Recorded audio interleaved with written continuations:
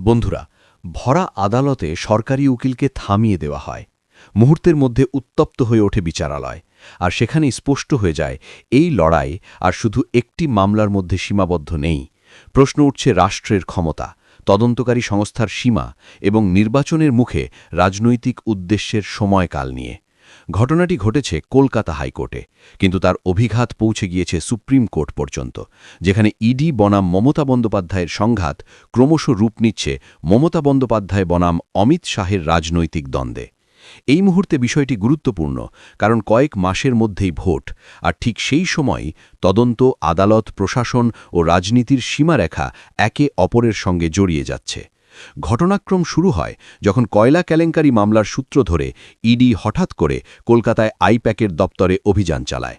একই সঙ্গে আইপ্যাকের সঙ্গে যুক্ত একাধিক ব্যক্তির বাড়িতেও তল্লাশি শুরু হয়। সকালবেলা এই অভিযান শুরু হতেই দ্রুত রাজনৈতিক মহলে আলোড়ন পড়ে, কারণ আইপ্যাক শুধুমাত্র একটি রাজনৈতিক পরামর্শদাতা সংস্থা নয়, শাসক দলের নির্বাচনী কৌশলের সঙ্গে সরাসরি যুক্ত একটি প্রতিষ্ঠান। এই অভিযানের খবর ছড়িয়ে পড়ার কিছুক্ষণের মধ্যেই মুখ্যমন্ত্রী মমতা বন্দ্যোপাধ্যায় নিজে সেখানে পৌঁছন। তিনি প্রথমে অভিযুক্ত ব্যক্তির বাড়িতে যান, তারপর যান সংশ্লিষ্ট অফিসে। মুখ্যমন্ত্রীর দাবি ছিল দলের গোপন ও সংবেদনশীল রাজনৈতিক তথ্য যাতে কেন্দ্রীয় তদন্তকারী সংস্থার হাতে না যায়, সেই কারণেই তিনি সেগুলি নিজের কাছে নিয়ে আসেন। এই পদক্ষেপই গোটা সংঘাতের কেন্দ্রবিন্দু হয়ে ওঠে। ইডির অভিযোগ, তদন্ত চলাকালীন মুখ্যমন্ত্রী হস্তক্ষেপ করেছেন, নথি ও তথ্য সরিয়ে নিয়েছেন, এমনকি এক আধিকারিকের ফোনও নিয়ে যাওয়া হয়েছে। অন্যদিকে তৃণমূল কংগ্রেসের দাবি, মুখ্যমন্ত্রী ইডি অফিসারদের সামনেই গিয়েছিলেন, কিছু লুকিয়ে করা হয়নি, বরং দলের রাজনৈতিক তথ্য সুরক্ষিত করাই ছিল একমাত্র উদ্দেশ্য।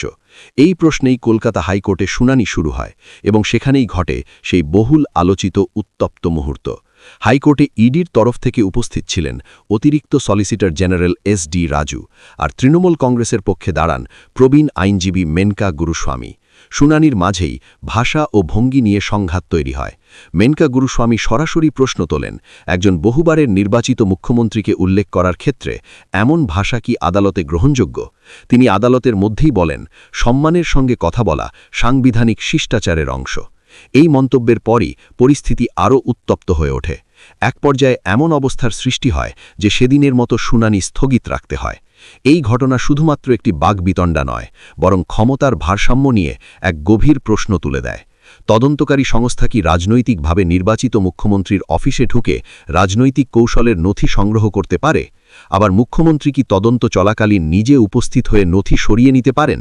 এই দুই প্রশ্নের মাঝখানেই দাঁড়িয়ে রয়েছে আদালত, যার ওপর চাপ বাড়ছে রাজনৈতিক উত্তাপের কারণে। হাইকোর্টের সেই শুনানির পর মামলা গড়ায় সুপ্রিম কোর্টে।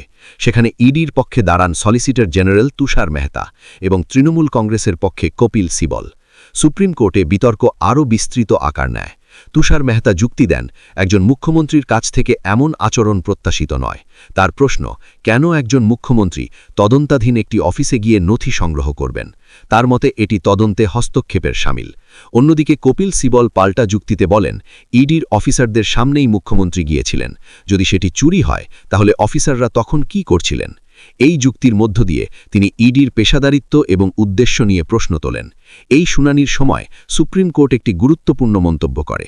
আদালত বলে, হাইকোর্টে যে পরিস্থিতি তৈরি হয়েছিল তাতে বিচারালয় কার্যত প্রতিবাদের মঞ্চে পরিণত হয়েছিল। এই মন্তব্য শুধু আদালতের শৃঙ্খলা নিয়েই নয়, বরং রাজনৈতিক উত্তাপ কিভাবে বিচার ব্যবস্থার উপর চাপ সৃষ্টি করছে সেই দিকেও ইঙ্গিত করে।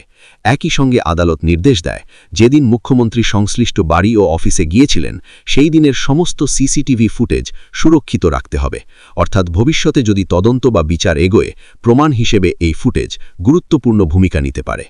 তবে সুপ্রিম কোর্ট তৃণমূল কংগ্রেসের জন্য সম্পূর্ণ স্বস্তির বার্তা দেয়নি। ইডি আধিকারিকদের বিরুদ্ধে এফআইআর করার যে আবেদন করা হয়েছিল, আদালত তাতে আপাতত স্থগিতাদেশ দেয়।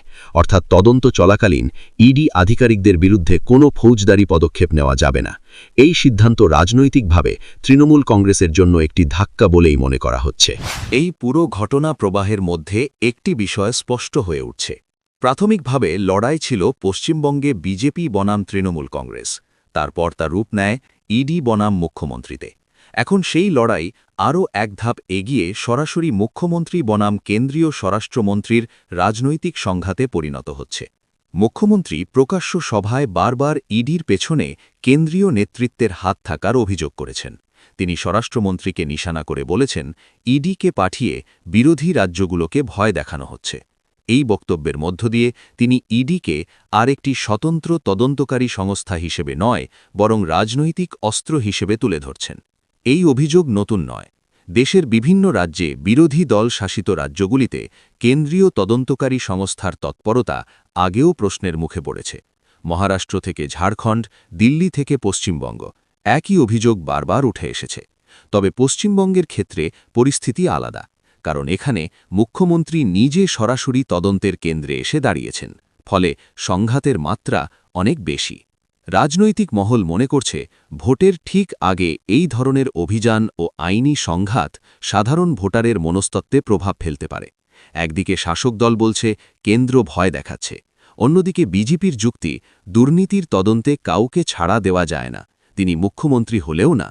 এই দুই বয়ানের মাঝখানে দাঁড়িয়ে ভোটারকে ঠিক করতে হবে তারা কোন গল্প বিশ্বাস করবেন। এই লড়াইয়ের আরেকটি গুরুত্বপূর্ণ দিক হল প্রশাসনিক ও সাংবিধানিক সীমারেখা। তদন্তকারী সংস্থা কতটা স্বাধীন, রাজনৈতিক নেতৃত্বের কতটা অধিকার রয়েছে হস্তক্ষেপের করার, আদালত কিভাবে এই দুইয়ের মধ্যে ভারসাম্য রক্ষা করবে। সুপ্রিম কোর্টের সাম্প্রতিক নির্দেশ এই প্রশ্নগুলিকে আরও সামনে নিয়ে এসেছে। সিসিটিভি ফুটেজ সংরক্ষণের নির্দেশ মানে আদালত বিষয়টিকে হালকাভাবে নিচ্ছে না। আবার এফআইআরের ওপর স্থগিতাদেশ মানে আদালত তদন্তের স্বাধীনতাকেও গুরুত্ব দিচ্ছে। এই দ্বন্দ্বের প্রভাব শুধু আইনি বা রাজনৈতিক পরিসরে সীমাবদ্ধ নেই, প্রশাসনের অন্দরমহলেও এর প্রতিফলন দেখা যাচ্ছে। কেন্দ্রীয় সংস্থার আধিকারিকদের ওপর চাপ, রাজ্য প্রশাসনের সঙ্গে টানাপোড়ন, আইন শৃঙ্খলা পরিস্থিতি সব মিলিয়ে একটি অস্বস্তিকর পরিবেশ তৈরি হচ্ছে। সাধারণ মানুষ প্রশ্ন করছেন, উন্নয়ন, কর্মসংস্থান, মূল্যবৃদ্ধির মতো ইস্যুগুলো কোথায় হারিয়ে যাচ্ছে, আর কেন বারবার আদালত ও তদন্তের রাজনীতি সামনে আসছে। এই ঘটনায় মেনকা গুরুস্বামীর ভূমিকাও বিশেষভাবে আলোচিত। আদালতের মধ্যে তার বক্তব্য শুধুমাত্র আইনি যুক্তি নয়, বরং রাজনৈতিক বার্তাও বহন করে। একজন নির্বাচিত মুখ্যমন্ত্রীর মর্যাদা নিয়ে প্রশ্ন তুলে তিনি আসলে গণতান্ত্রিক ম্যান্ডেটের বিষয়টি সামনে এনেছেন। অন্যদিকে এসডি রাজুর অভিযোগ তদন্তের স্বার্থে কঠোর অবস্থানকে তুলে ধরেছে।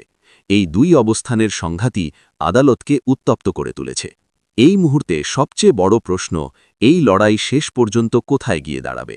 আদালতের চূড়ান্ত রায় কি এক পক্ষকে স্পষ্টভাবে সুবিধা দেবে, নাকি এটি দীর্ঘমেয়াদী আইনি প্রক্রিয়ায় পরিণত হবে।